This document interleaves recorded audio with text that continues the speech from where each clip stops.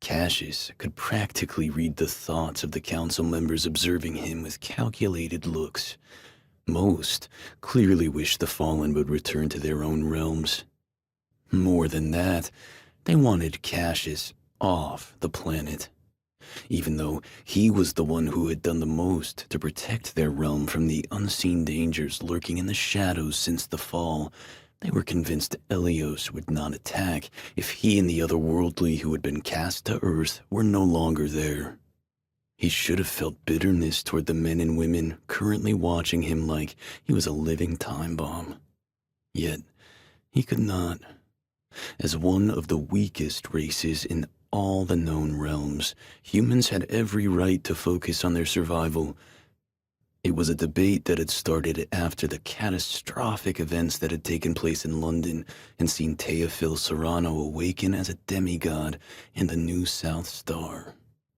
With the whole world now aware of Theo's ability to open stable doorways to other realms, there have been plenty of talk about making the Fallen leave in the past few months. But there was also resistance. Not everyone wanted the Fallen to be exiled from the human realm. The voices condemning the world's leaders for their foolish strategy had only grown with time, especially after the arrival of Victor and Morgan's goddess sisters and the latter's success in curbing the unholy plague Elios had unleashed upon humanity. I am aware of the prophecy regarding the war that is to take place on Earth, Satoru said grimly. As is everyone here. Still, if this war could be avoided, then it would be foolhardy for us not to follow an alternative strategy as the ones responsible for the security of the human race. A frustrated huff drew the Japanese Prime Minister's gaze to the table on Cassius's left. Amal Kazmi was grinding her teeth and gripping her walking stick with white knuckles. Ren Goying was staring at Satoru and the council members like she wanted to give them an unfiltered piece of her mind. Henrik Viken pinched the bridge of his nose where he sat between the two women, his expression that of someone praying his associates didn't flip their lid. He startled when Victor rose to his feet.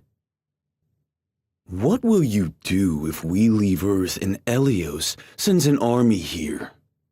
Victor's cold gaze swept the congregation, his presence even more commanding now that he wielded the status of a demigod.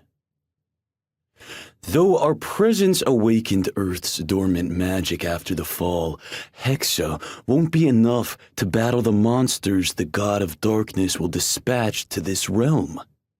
Your modern weaponry couldn't scratch a single war demon in San Francisco. He furrowed his brow. You won't even last a day.